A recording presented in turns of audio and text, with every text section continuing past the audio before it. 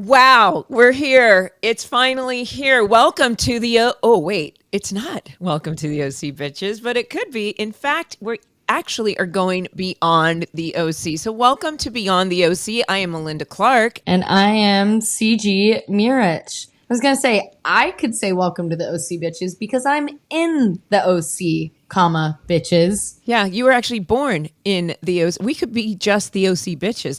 Although I don't know. Is the name bitches been used a lot? No, bitch is a term of endearment. Right, we've reclaimed it. You call you're like, bitch. Bitch. Bitch is a term of endearment. There is no bad connotations behind the word bitch anymore. Okay, you're my bitch. My bitch and me, this bitch and this bitch. Well, basically, we wanted to do this because Rachel and I finished the podcast almost a year ago. Can you believe that? That's kind of weird. I know.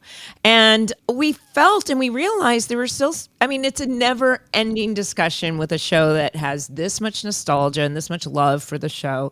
So we figured that instead of it, this isn't a redo of the podcast in any way. This is kind of like just a cherry on top of that sundae, just something a little bit more. Rachel and I really celebrated the show. We'll continue to celebrate it here. But now with the book out, there's some other things, maybe we... And with the addition of my critical opinion that I'm not afraid to share. The young, fresh perspective of someone who wasn't watching it while it was airing. Yeah. And someone who's also not afraid to shit talk their mom a little bit. Oh, yeah. I think I'm going to get put in my place. Especially in this episode. I know, right? Rewatching it last night with actually my mother's mother. Oh, we watched it last night. And she didn't remember it all, I bet. She didn't remember it. But your scenes, she just was chuckling and she was like, oh my goodness. Oh, I love it. Gee, Mom, my mom, Patty, always the biggest supporter. But anyway, so what we came up with is one of the things that we noticed in a lot of the or the comments and YouTube and everything is that you guys were really good about pointing out things that we didn't cover. So one of our goals is, number one, to have all of this content driven by you guys, the fans, and that we've asked you all to vote for your top 50 episodes of all time. And this today is the beginning of this countdown. And 50 episode countdown. I got the sound effects. Thank you. Oh, CG's here for soundboard. Well, this one, episode 50. Thank you. Oh, man. Oh, I know who your parents are. Anyway, the 50th episode, The Goodbye Girl. Guys, I love this episode. And I wrote a little funny synopsis. Listen. It actually says on our little notes document, she wrote, funny synopsis. No, it's not going to be so funny. Probably. Get ready for a knee slapper, guys. Oh, boy. Well, the Goodbye Girl hits Newport like a tornado in a trailer park when Teresa announces she is staying and Ryan feels like a cat at a dog show, utterly out of his element and just waiting for someone to hand him a pooper scooper. Anna declares her escape plan to Pittsburgh, leaving Seth feeling guiltier than a politician caught on a hot mic. In his sponge-like self-absorption, he's pretty sure he's responsible for driving her away faster than a cat with a cucumber phobia. Meanwhile, Caleb and Kirsten find themselves in a legal equivalent of a cage match, stirring up trouble like a toddler with a drum set. But fear not, Sandy's swooping in like a legal eagle on Red Bull, armed with charm so potent it could sell a popsicle to a penguin. And if the drama wasn't thick enough, Luke's undercover romance with Julie is spreading like wildfire at a dry Tinder convention. Get that, Tinder? Anyway, sending Jimmy into a paranoid tailspin. And just when you thought it couldn't get crazier, Teresa's fiance, Eddie, rolls in from Chino like a storm cloud on a sunny day, bringing trouble thicker than a Kardashian's makeup. I counted 8 similes. In that. It's kind of boring. Anyway. 8 similes. I literally counting on my hands as you were talking. I know, like. Anyway, that's that. I will say, the cat with the cucumber fear. That's funny. Yeah. That makes me laugh. Makes me think of those TikTok videos of and anytime you say pooper scooper, it's going to be funny. So let's before we get into our fan comments and such, let's just go over the storylines real quick and let's hit every major character storyline. Time for the overview. Okay. So Ryan and Teresa's relationship, it opens with Seth totally going, doing one of his famous Sethisms, and arguably like one of the funniest scenes of the episode. You know what? I think it's funny. Is she gonna rent? Is she gonna buy? What's her credit score like? And then he goes, "What's your desired freeway? The 710 or whatever it is?" Yeah. No, that's the way we spoke, and this is before the Californians on SNL. Yep. And Sandy, of course, the OC created the Californians. I think we've already established that. Stir, I did it. Okay. Stir. Okay. Anyways. But that's the way I talk. I literally talk that way because, and people always say like, why do Californians say the? And it's because back in my mother's day, we didn't say the 101. It was called the Ventura Freeway, the Hollywood Freeway. So it was, the San Diego. There was a city always attached to the, and the stuck. So that's that. I was on the phone with my friend, with KK yesterday. Or not yesterday, a couple days ago. And I was driving down PCH and she's like, "Oh, where's the dinner you're going to?" I was like, "Oh, it's on PCH, just like a couple blocks north of like," I gave her some like landmarks and I was like, "Oh yeah, in Laguna." She goes, "CG. That just sounded like gibberish. I'm going to be honest. Like you just spoke gibberish." Yeah. Because I was like, "Oh yeah, on PCH, in Laguna, and it's like 10 minutes from Dana, and blah, blah, blah, blah." And she was like, "You just spoke gibberish to me." Yeah. Like, I'm sorry. Sometimes Okay. I do have to say every once in a while, if I fall into the Southern California vernacular that I grew up with, it sounds very Valley, Southern California. Like, oh my gosh, if people point it out to me, I kind of had to work to get. Oh yeah. Yeah. Living in the Midwest, frequently was pointed out to me that I have the local fry. Yeah, anyways, you have that. So, Ryan and Teresa. Ryan instantly, she wants to stay because the last time I went back and watched the telenovela, which was the episode before, and I got to say, you guys, I thought that I was going to be like, oh God, I'm going to watch this again, but it's not. There's something magical. I'm going to admit this because I'm such a champion for the whole show, but the first season is so good. Anyway, so Teresa and Ryan, they don't want to leave each other. They've decided, and she's and he's so confused. But once again, Ryan is trying to almost save a girl. Like he's trying to figure out his feelings for her and her for him, and there's something unresolved. And I think it's a really good storyline based on what happened with Oliver and him not being able to trust Marissa. And I think it's a really good storyline. And I think their relationship is really real, but also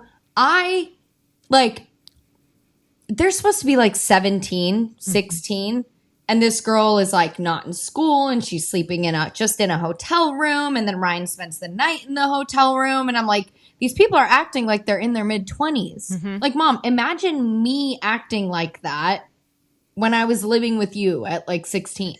Like it seemed, I don't know if maybe it's just my perspective, but it seemed slightly unrealistic to me that, I mean, I know, like, not as much parental supervision, whatever, but like they were acting like they were full-blown adults. I think there's something that comes from people maybe who are forced to work or drop out, and it's not an uncommon thing that somebody might not be able to finish school or that they drop out to work. And I think that's kind of what we're assuming is going on, because at one point Kirsten says she's going back to school. She should be in school because Sandy's like, she should be in school, so it's a really good example of, the complete opposite of what Ryan came from. And now Ryan is in this other world, and she has to work, and she helps and supports her mom and all that kind of stuff. And I also want to say that Eric Balfour, Eddie, he's really good. He's great in this episode. As we go through this podcast, I want to let you guys know that one of the things that I want to point out is that you always wonder who didn't come on the other podcast, and we reach out to almost everybody, and not everybody responds. And Eric Balfour was one of those that did not respond. Oh, and I also should say that this episode is an episode that we're going to get into Seth and Anna, because that's what we really want to focus on here.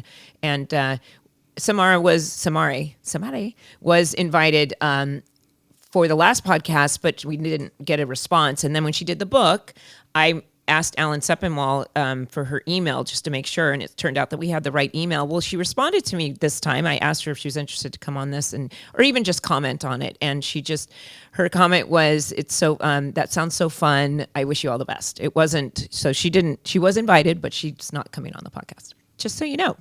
Well, since she can't be here, we could share the fun fact that I've thrown up on her. That's true. So you can't, you guys don't get to hear from her, but you get a little behind the scenes info that I've thrown up on her before when I was about 3 years old.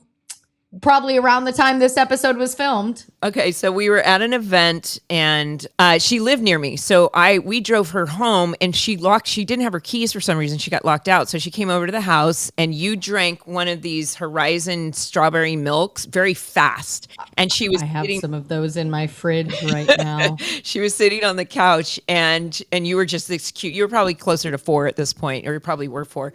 And you were just talking to her and we were hanging out, and all of a sudden that whole Horizon milk just came up and it went all over her, and she took it like a champ.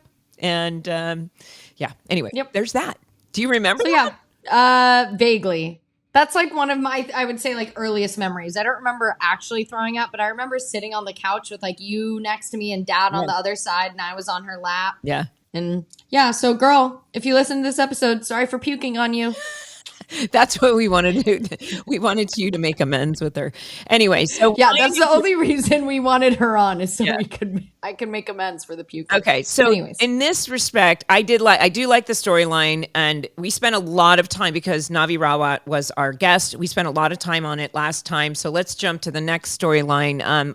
Kirsten, Caleb, and Uncle Sean and Sandy. I realize this is the Sandy I love. I love these actors together, and I don't know about you. Obviously, I could see how young teenagers might not be into these storylines, but I wish that they had done more storylines with Sandy doing this kind of stuff.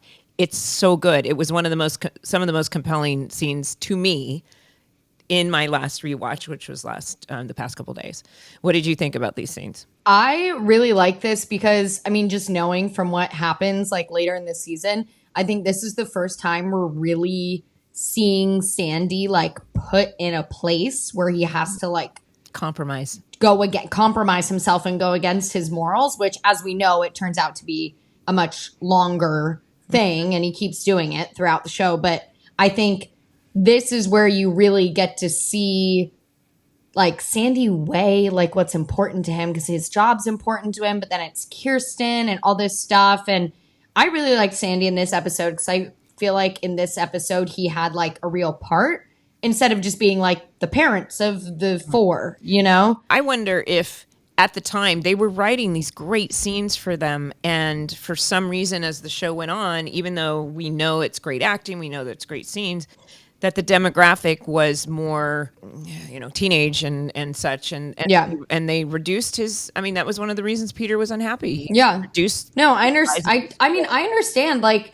as when I was watching it the first time when I was younger, like I watched it when I was technically like the core 4's age that they were playing in the show, like 17, 18, and I cared more about the drama between Marissa and Ryan and everything. And like when the demographic is young and that's the age you're in, and you're in all this high school drama and who likes who and this and that, you don't really like care about the older stuff. But now rewatching it, I'm like, this is great. And I think one of my favorite parts of Sandy in this episode is when he says to Caleb, he's like, I'll do it for you, but you're telling Kirsten everything. Mm-hmm. And I feel like with Caleb, a lot of people like tiptoe around him. Even Kirsten does. You know, they don't want to upset him. He's this big man.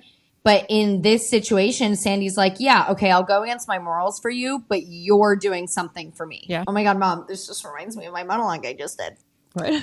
The monologue I just did. Oh, yeah. You're going to do something for me. Yes, you're. But it, like, Sandy really, I don't know, you can see his internal struggle, but I like that he like stood up to the big man. Mm-hmm. Even though he still went against his morals, he had the power to like stand up to the big man in this, which I really like seeing because you see more depth to the character. It's good writing. It's really good writing. The scenes, the beats, all of that stuff. It just all seemed very plausible, and I was on the ride with it. So, and then there's I love the scene with. I totally forgot about the scene with Julie and Sandy, and they're asking her to do the decorations. Am I? Wait, what? Am I No, different episode. Different episode. Yeah, I don't think Sandy and Julie had any scenes together in this episode. Okay, because this is what happens when I watch too many episodes. Different episode. You're either skipping ahead or going back. I'm not sure, but well, anyway, I like that scene. But in the meantime, the Julie and Luke thing is very funny. When tisk, mother. Okay, let's talk about this scene real quick. With Shailene opens the door to Luke, and first of all, Shailene Woodley is so cute. I know, right? And she's clearly in love with her. She's got a crush on Luke. Mom, I'm talking to Luke. What do you want? But yes, Mom, your hair is like fire red. Okay, can I tell you just really quick about this? Fire. So we decided to do this like spectacular major haircut back in, a number of episodes before. And red is really challenging. And for some reason, the last time I was at the hair salon, they must have because it was like neon. It was like I was wearing that orange shirt, which made it even worse. It was like it matched your shirt. It was a little much.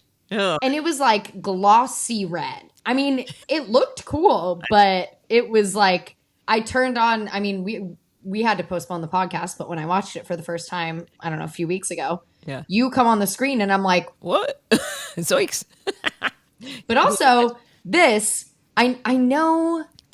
I was so excited to tell you. So you and Rachel talked about it in the last time you guys reviewed this episode. We went back and watched, CG and I went back and listened to the old podcast to see what we missed. And one of the big things was that Julie has the line that says, he's here to defrag my hard drive and and she says DSL. No, Luke is like, I just wanted to see how if your DSL needed any help. Right. And the last time they recorded, Mom said to Rachel, oh, I don't know what DSL is. And Rachel was like, I can't say it on the air. So when I re-listened to their podcast, I was like, oh my God, I'm so excited to tell my mom what DSL is. It's so funny. And then I talked to her and she's like, oh yeah, Rachel told me. Yeah, afterwards. So Rachel stole my thunder. Yeah. That was a big term used when I was in high school. It's Richard sucking lips. Aha, good one. Yeah, I don't know.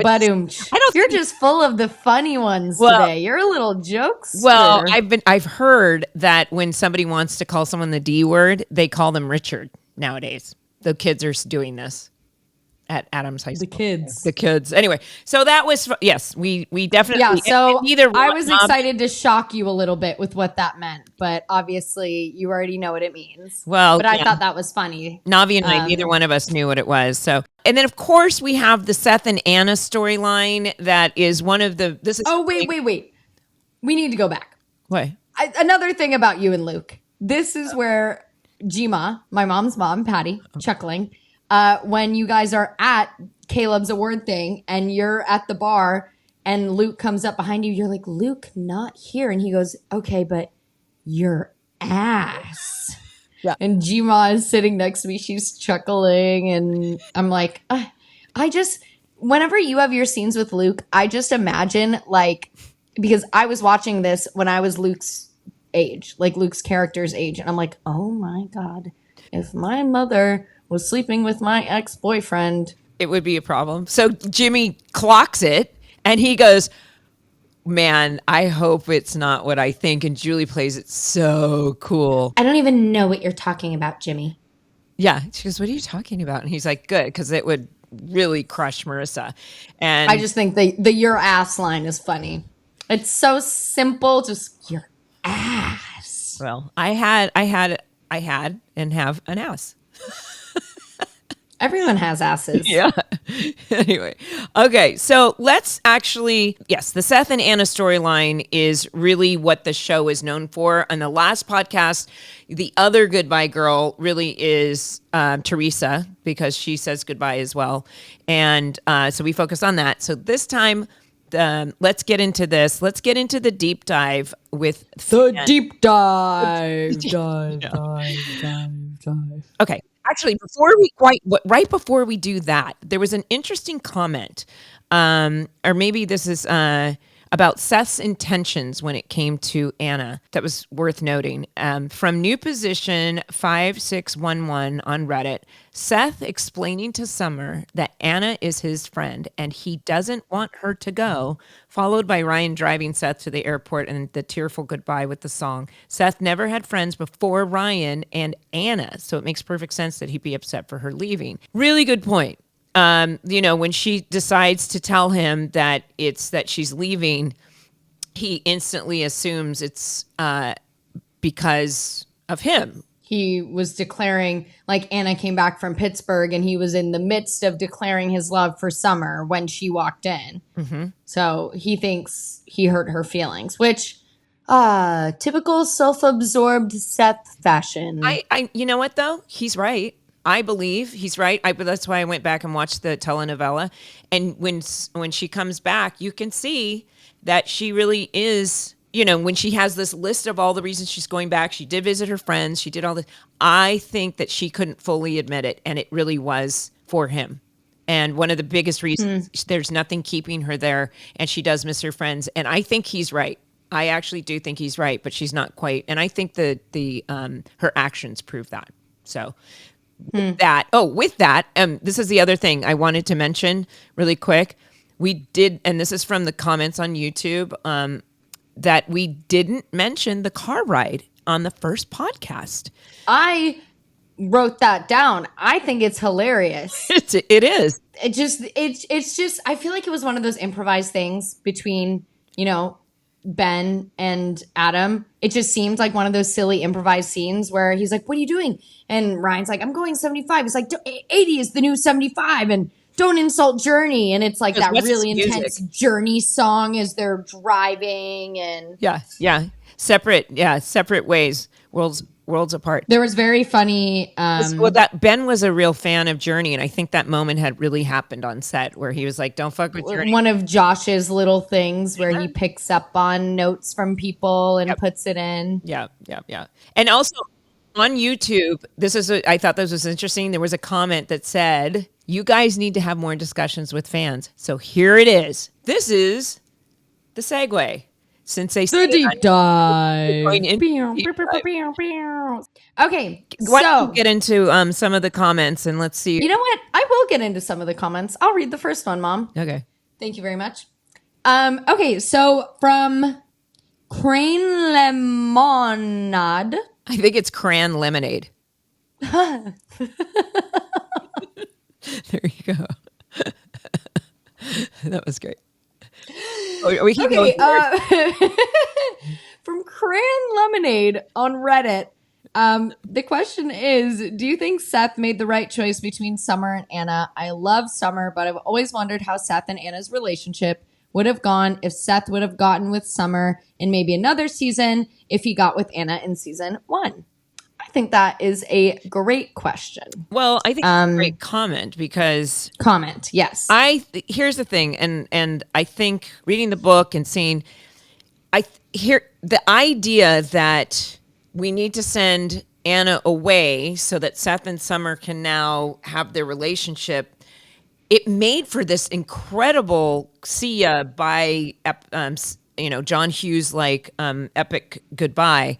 But I do think that they missed an opportunity, or Josh even said, like, to keep Anna around, right, would have, and Luke, because he's now said he wished he could have figured out a way to keep them around, because it is important to have those characters that actually you were introduced to in those first few episodes. We have Luke from the very first. Anna came in the debut at the Cotillion, and she resonated with everyone. And to send them away to bring on new people, I think what we've discovered is that's not always the strongest position. It was too quick. Yeah. I think they got rid of her too quick, and I think there was a lot more that could have happened with that. But in Anna saying goodbye at the end, I think she says we don't have chemistry.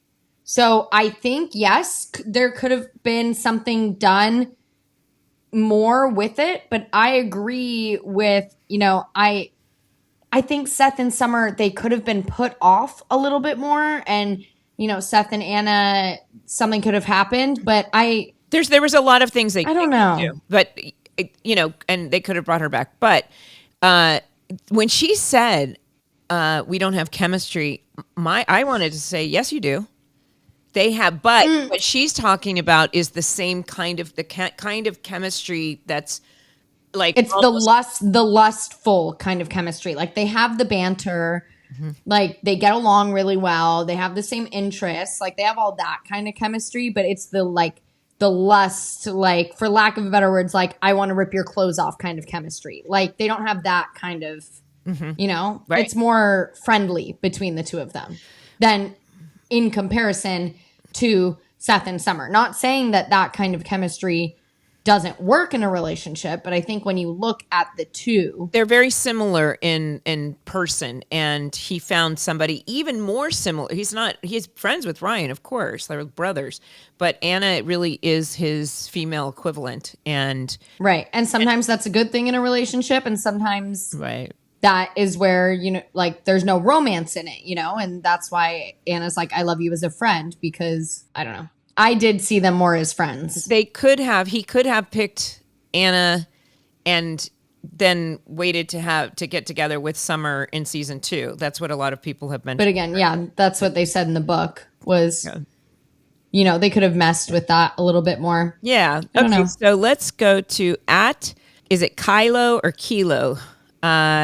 KH. I'm not going to try because obviously I butchered the last one when it was Cran Lemonade. What were your thoughts on the If You Leave cover song that played during the airport scene? I felt like it empowered the scene. Do you think Anna should have been a permanent character in hindsight, not full-time in the sense, but fully present? After rewatching, I believe her and Zach season 2 should have had extended stays. So that second part, I guess we did comment on that a little bit. Yeah. Anna should have stayed. There could have been more done with that.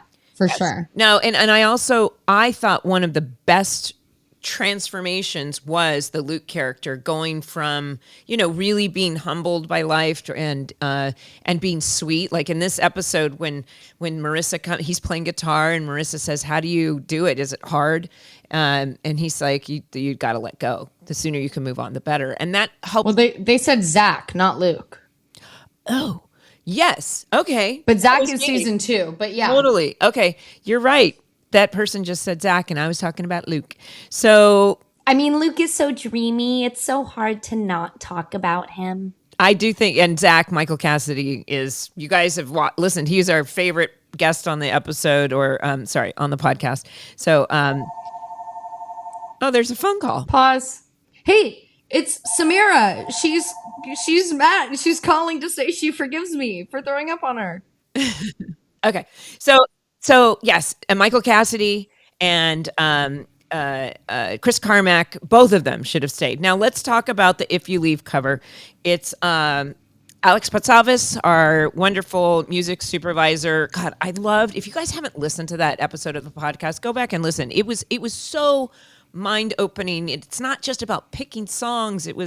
There's so much involved in what she does, and man, we got so lucky with her. But the idea, of course, that this was a John Hughes type scene, and that they wanted to use this, that they loved the OMD. Honestly, I thought maybe it was just to get Not a Surf to do the cover. I thought maybe that's a money thing. And I think sometimes money was not an issue, but part of it. But they actually made a choice to ask Not a Surf to do this because they wanted an updated version. And, there was also some trivia on the actual John Hughes. John Hughes asked OMD to make a song that was similar to Don't You Forget About Me for the end of Pretty in Pink, because the song they picked didn't work out. So he actually asked them to make a song. That's just probably a coincidence. But of course, I found that to be interesting because we asked Not a Surf to do that song, and OMD was asked to make this song for the movie, and it's become iconic. And it's also, the song lyrically, it's about the end of high school, the ending of your childhood. elaborating on that they were trying to capture the fear of what comes next, which I think embodies this scene really incredibly. So I think it was a great song choice for this scene. Like, whenever you have a scene like that, that's like so gut wrenching. If the music isn't right, it's ruined. yeah. You know? And it was one of those times when I had to go back and rewatch the scene because I think because of the music a little bit, I was so invested in what was going on. I was like, oh my God. And then I had to go back and rewatch it and actually take notes on it. But like the music build up and everything, I think it was a great choice. I love it. I love it. No, and you know, when I went back and looked and watched, it's like I discover something new every time. I never saw when I picked up, because now I was focused more on the storyline, that Seth says, I have to have a little bubbly. And so he really played that. He kept saying, I can't drive because I had some champagne. And he was like, Anna! And, you know, he was actually choosing these It was so Love Actually. these choices that were, you know, what am I going to do? You're so wise and sage. And when she just says, confidence, Cohen. It's so memorable. And I think the tears were real. And I think I remember Samira saying that, you know, really was bittersweet. She did not want to leave the show, just like, you know, other people have said that they didn't want to leave the show. So yeah, there's that. Let's see. Aussie Berry at Aussie Berry. So I'm assuming that's an Aussie. I think you said that one right. Yeah. What would you like to see more of for Anna's story? Was there a storyline you wish was explored? Yeah. So if Anna was to stay, I guess reword it a little bit since we've kind of answered that. Like, if Anna was to stay, where would you have wanted to see it go? Well, to keep a character around, and you know that ultimately Seth and Summer are here, you'd have to introduce her to somebody else. So the idea that she could get together with Luke or one of the other characters, like that was something that's because they're so opposite. That's what Josh said he wanted to do. Right. It feels yeah, like I do remember that. But reaction is like, But I mean, if it's done right, it works, you know, because everyone's like, ew, Seth and Summer are like, not you, but like that, they're so opposite. How are they going to work? But I agree that something else needed to happen, because if it was this consistent back and forth between Anna, Summer, it gets repetitive and you're like, oh my God, bro. And then it's just, you know, that's not good television if it just keeps going back and forth and back. And you know, I agree that she would need to be introduced to someone else. But then I made that face. I'm like, Samara and Luke, or Anna and Luke. But if it's done the right way, yeah. Well, I think that would have been a good.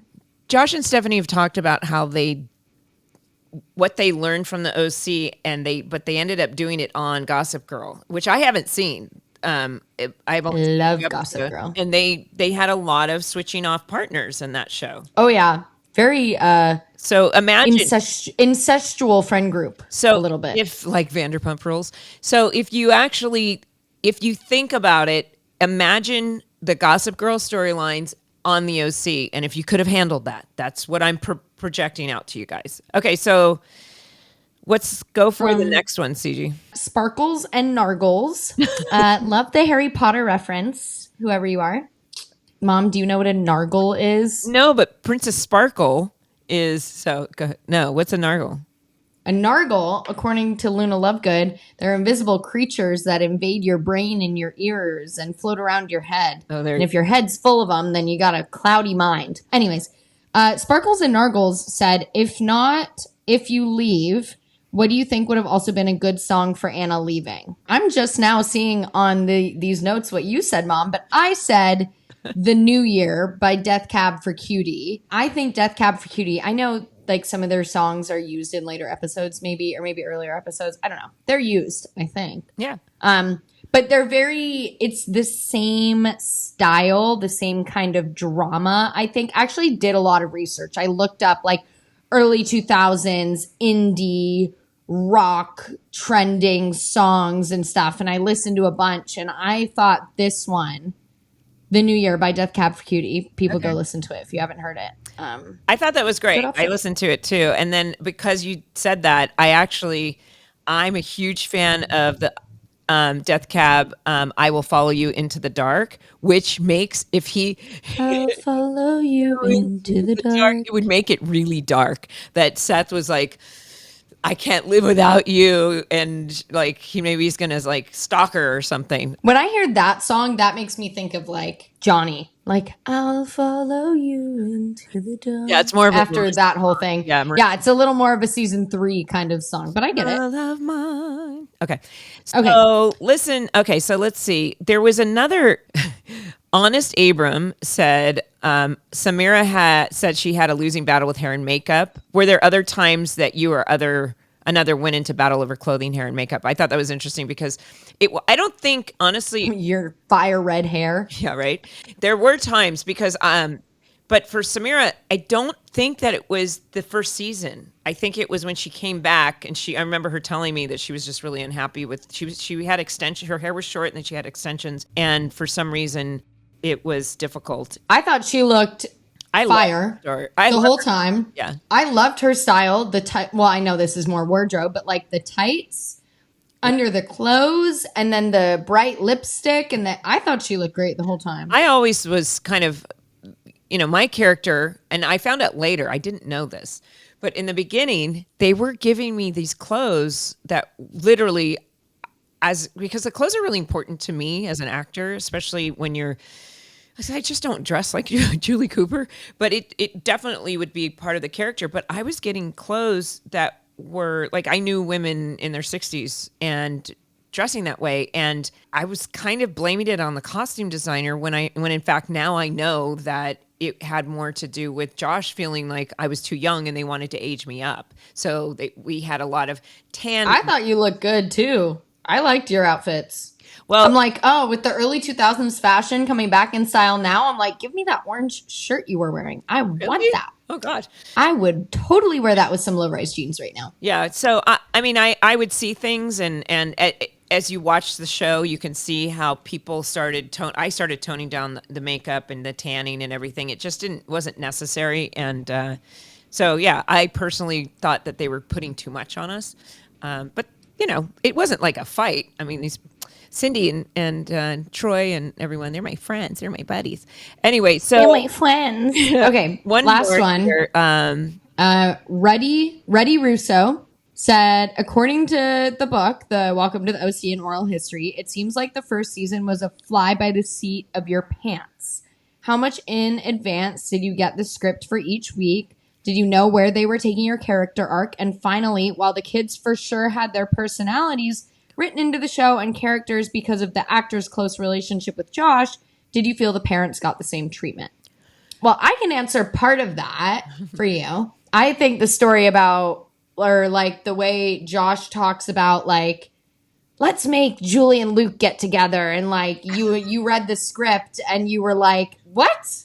But you were like, all right, let's do it. Like, you had no idea, and you just read the script and you were like, okay. Like, I opened the script one day and I thought, well, and the other thing is Chris and I are pretty close in age too, but you're like, what, 6 years apart? 8 years, 6, 8, something like that. He was a little bit older. Something like that. But we, and we've become friends on the show. So we were like, you see, when you open a script and you see that they're writing for you every episode, there's a little bit more. It's, first of all, it's validating, and it's like, yes, I get to play, it's fun. And especially when she says that one line when she goes, and Luke, this is a booty call. That's when I was like, I officially love this show, because I hadn't played roles that were kind of wacky like this. I remember getting scripts in plenty of time. Although Misha, I think, said that there were times where she was given pages, and that's happened to me. That happened to me on the Vampire Diaries. I was just given pages. Say, this is what you're going to shoot tomorrow, not a whole script. Sometimes that happens where and sometimes they'll rewrite things. So they were pretty good about getting us our stuff. And Nikita was the same way. I remember, like, I need my dialogue at least 4 days ahead of time. And every once in a while you get it the night before if they've changed the scene or something.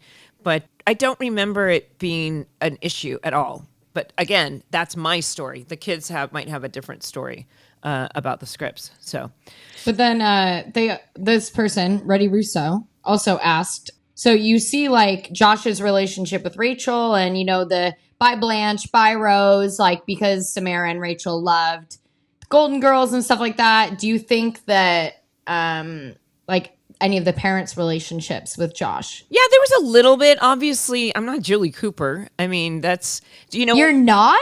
What? one of the things that I noticed in one of the scenes when she was doing that designing thing, I guess that other episode with the lighthouse and Jimmy, is like Julie had no problem. She didn't care what people think. She was very righteous, and actually, I think when you watch it later on, you're like, she might be a bitch, but she's right a lot of the time. Especially when it came to Jimmy being too weak. So Julie is just like you. Oh, there you go. Oh no, deep therapy. I don't really want to do in my life. I want to. Hate to say it, but I want to live in a trailer park. Really nice what? Ones. Well, remember there's really nice ones in California. They're like on the beach in Paradise Cove and all that. Anyway, I have no idea what you're talking about. Well, California has some of the nicest trailer parks. Anyway, I jest. Anyway, so yes, the parents.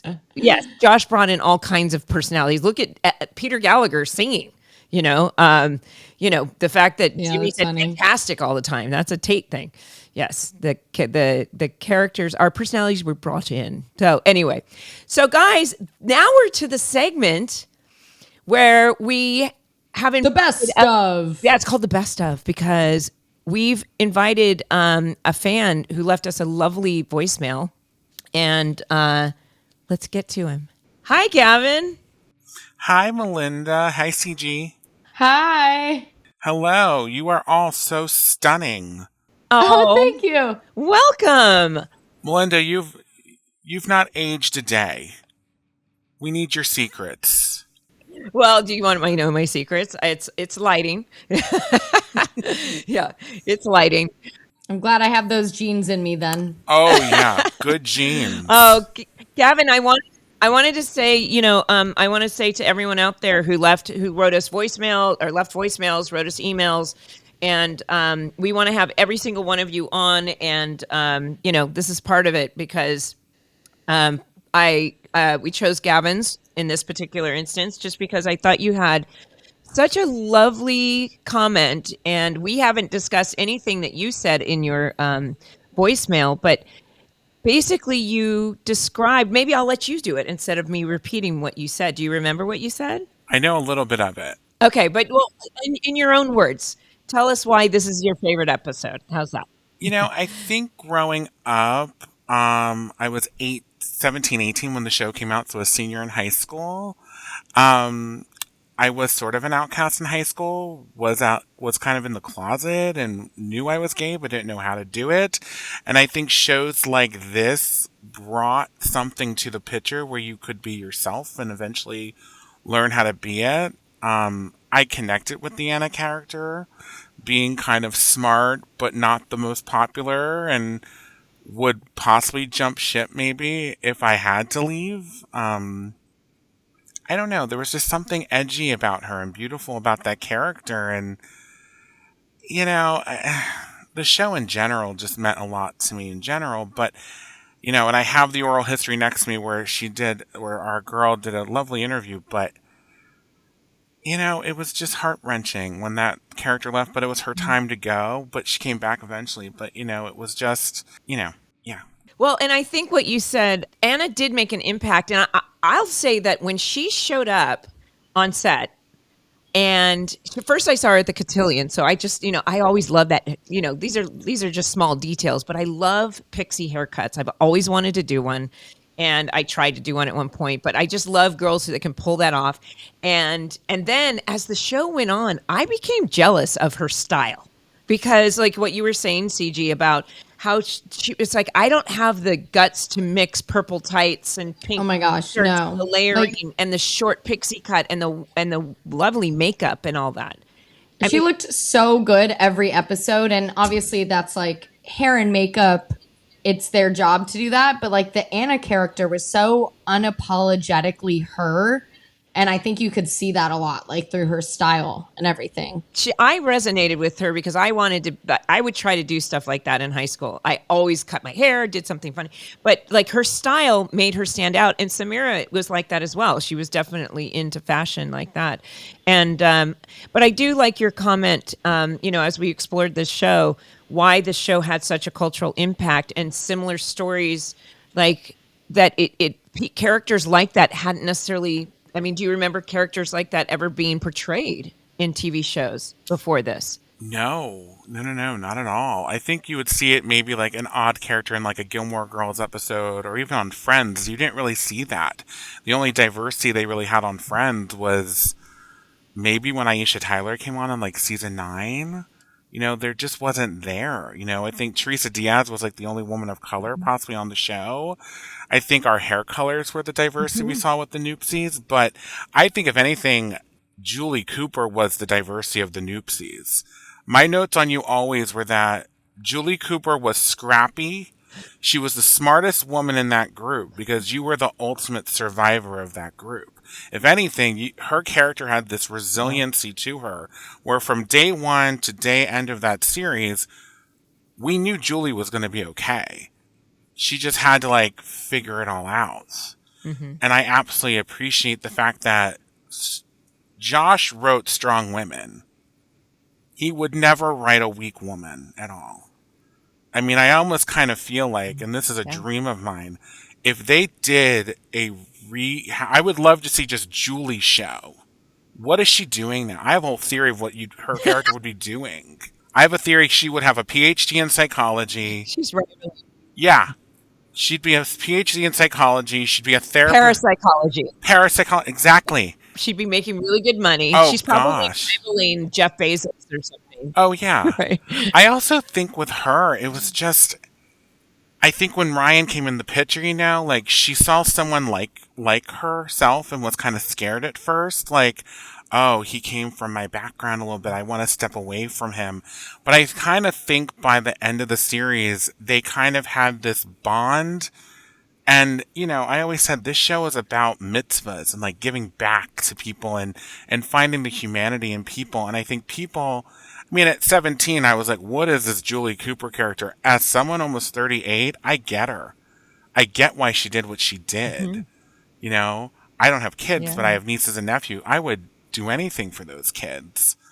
And I know what my parents went through with my brothers and I know that my mom was very overprotective of me. I wasn't allowed to leave my house until I was 16, and I was the baby of the crow. My mom did say a minute ago, she says, Julie may have been a bitch, but she was usually right. Oh, my gosh. So she's the voice of reason at times. I mean, she did crazy stuff, but at the same time, between her and Kirsten, I kind of think they were the best duo. The things they would say to each other and the banter and... Yeah. And in my notes, I'm sorry, I kept writing Kiki and Juju for some weird reason because I hated those nicknames too. But I kept writing Kiki in my notes. I was like, what? Am I becoming Caleb? Like, what's going on there? Oh my gosh, yeah. So what are there any other favorite scenes in this episode, The Goodbye Girl, that really resonate with you? Oh my... Or obviously Seth and Summer, Seth and Anna at the end, like that scene so impactful. Right? Why do you think it's so impactful? I think it's because we're all goodbye girls and guys. In all of our lives, we go through chapters. In my life, I was a senior in high school. And by the time, we're almost on the 20th anniversary of the date. It was March 3rd of 2004. So at that time in my life, I was waiting to hear back from colleges. Like, where am I going to go? Where's the next chapter? This outcast type of no one gets me. I'm going to start a new life. And then you wind up hanging out with people anyway, and you're watching the OC with them anyway. And they're new kind of fun cliques that you had. Deep down, all of us have had to say goodbye to people in our lives, and we've had to take a step up. The fact that a 16-year-old says to her community, you know what, I'm going back to Pittsburgh. I'm not feeling ya. Goodbye. I'm getting my Kipling backpack from 2003, which that was an old school backpack. I was like, that's Kipling. Oh my God, I had one of those. It's still around. I looked up. The company is still around. The bags are like $150 a piece, Wow. probably. They're very pretty now. It's my everyday bag. It's a good bag. It's a good investment. I really I really like that you said everyone at some point in their lives has to be like a goodbye girl or guy. I've never thought of it that way, but that's a really moving way to look at it. Like this scene just portrayed something everyone inevitably has to go through in life. I think that's a really cool perspective on it. Yeah, and I think Anna was wiser than her age. I think she was so wise. I mean, her favorite show was The Golden Girls.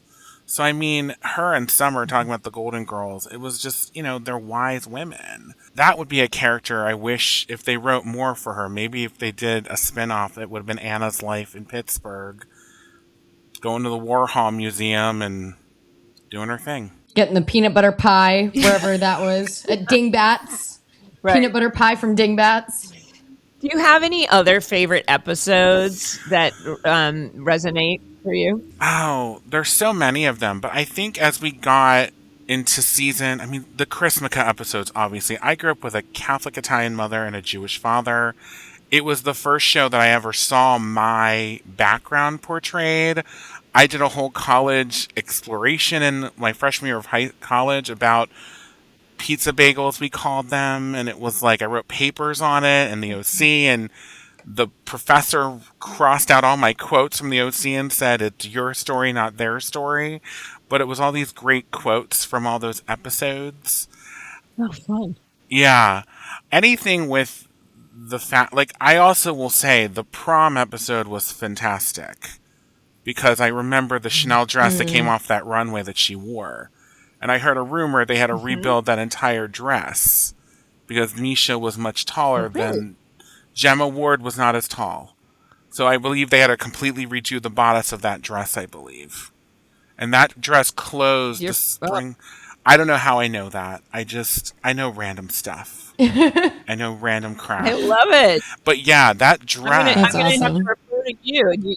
If you know any like details that we don't know about. Yes, that's wonderful. And I Yeah. also will say when Julie has to say goodbye to Marissa and gives her the pearls, that's like the ultimate, like, I love you, I gotta let you go.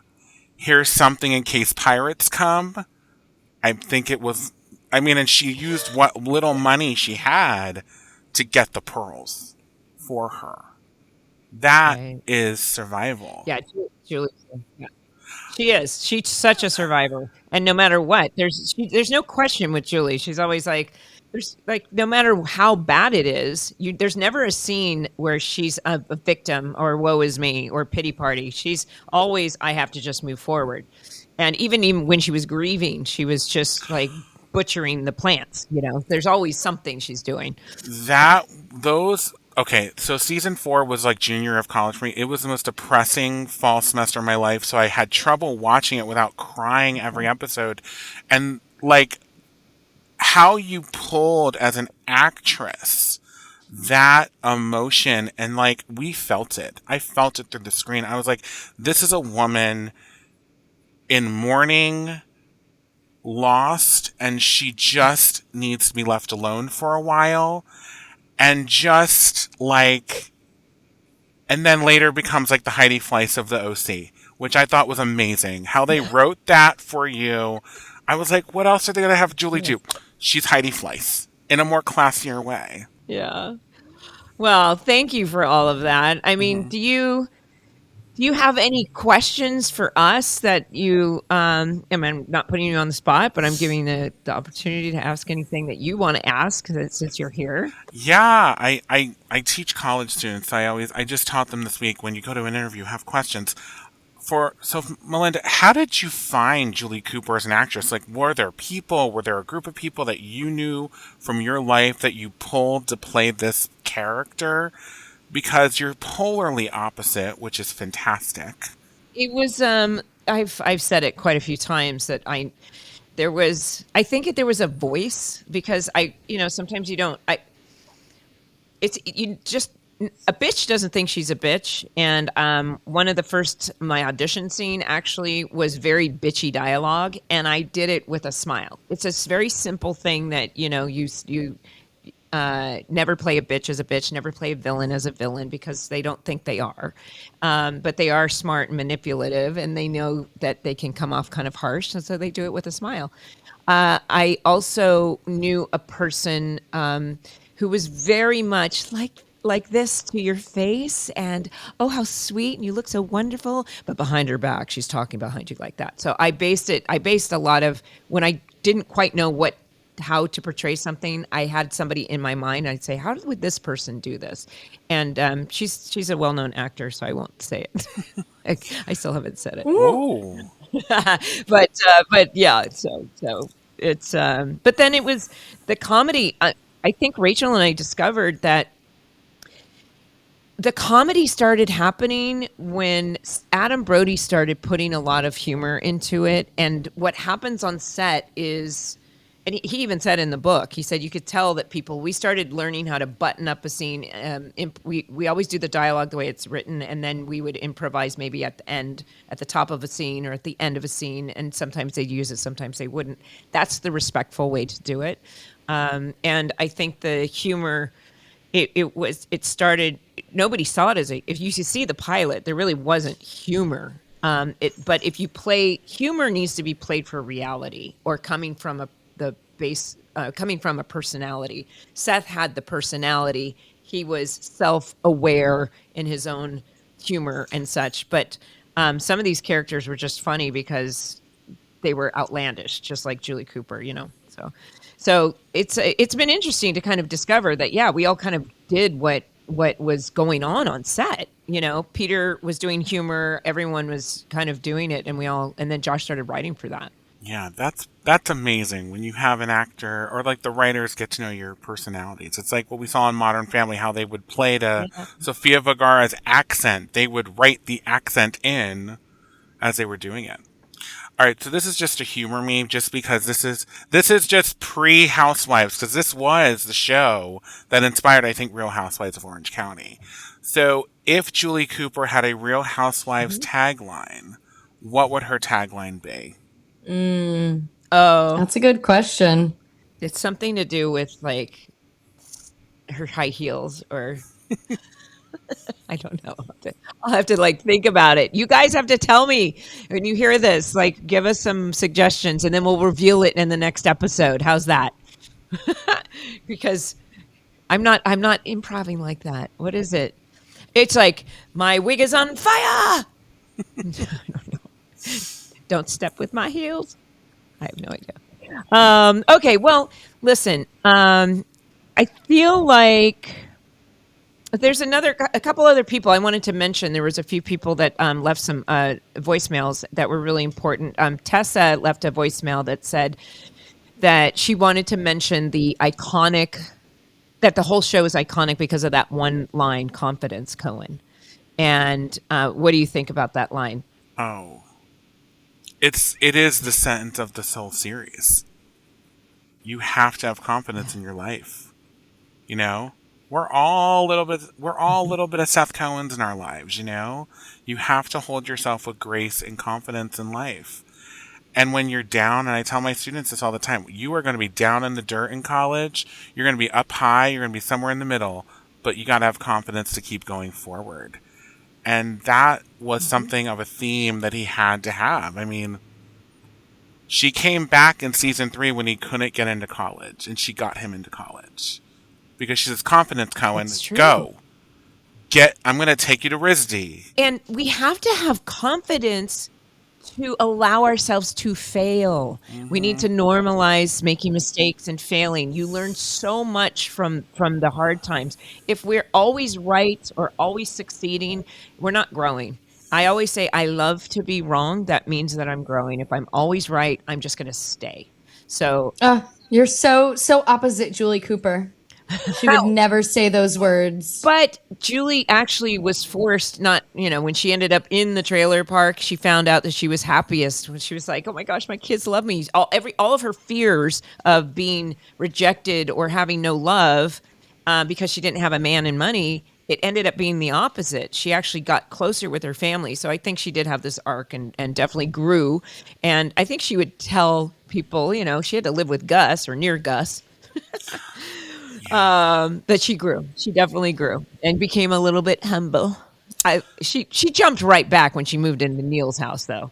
She's a gold. You can't. What is it? You can take the gold off the girl, but you can't take the gold out of the gold digger or something. I don't know. And I'd also say she was so good with I Kirsten. don't know what you're trying to say. I think when she was dealing with a very drunk Kirsten, like especially after Caleb died, you were just like, I got it. You just looked at Sandy and was like, I got it. Because it was like, Yeah. I'm going to take care of her because this is my girl. She's having a rough moment. And I will say, this is the episode as well where I started looking at the alcohol consumption and the 73 Dom, and they're walking around with the Chardonnay, and you're thinking to yourself, oh, maybe they just drink a lot. And then you're like, oh my gosh, Kirsten's become a goodbye girl because she's realized how evil her father is. And that whole thing where she realizes how much of a criminal her father is, and how Sandy had to take a bullet for her. And this moment of her where, like, I think it's that scene where, like, Caleb goes up to her and she's like, I'm smiling on the inside. And he's trying to, like, love her. And she's like, I'm done. I'll still work for the Newport Group. I'll still do what I gotta do. But the innocence you think of it, it's broken. And I don't think it ever repaired itself. And I also think it was the start of her demise with the alcohol.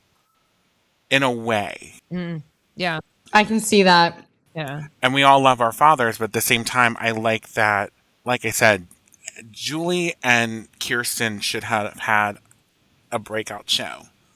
The two of them were just great. And I will also say as a joke, and it's not like any of your ages, but to hit with the Golden Girls theme, you both should just be the Sophia and Dorothy, you know what I mean? Because the one, I think Rachel said she was Rachel. It was sort of like they were the other two characters, like, bye Rose, bye Blanche.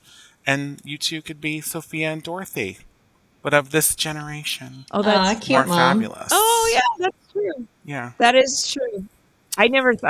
Rachel kept saying that I was a Blanche, but I was like, no, Julie could be a Sophia, Yeah. and Kirsten could be Dorothy. Oh, totally. That's true. That's true. Oh, yeah. Okay. I never thought about that. Well, both of you as well, mom and daughter, you know. Right. I've never seen it. Maybe that's what we need to watch next, Mom. Oh, man. So, Gavin, thank you so much. I'll leave you with just one more thing in maybe one or a few words or even a paragraph. What does the OC truly mean to you today? It was a show that taught us the value of mitzvahs and giving back to others, and the importance that there's always someone doing worse than you in life. So what the Coens did for Ryan, what Julie learns later on, how in humanity you have to move forward and help others. And it's a common theme that's always going to be there. And that's why it was one of my favorite shows ever.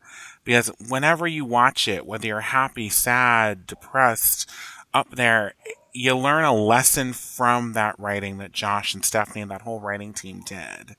And I think it's just Josh Schwartz as a person, you know, and who Stephanie is as a person. Because you don't hear it in other shows they've written. You hear it specifically in this narrative.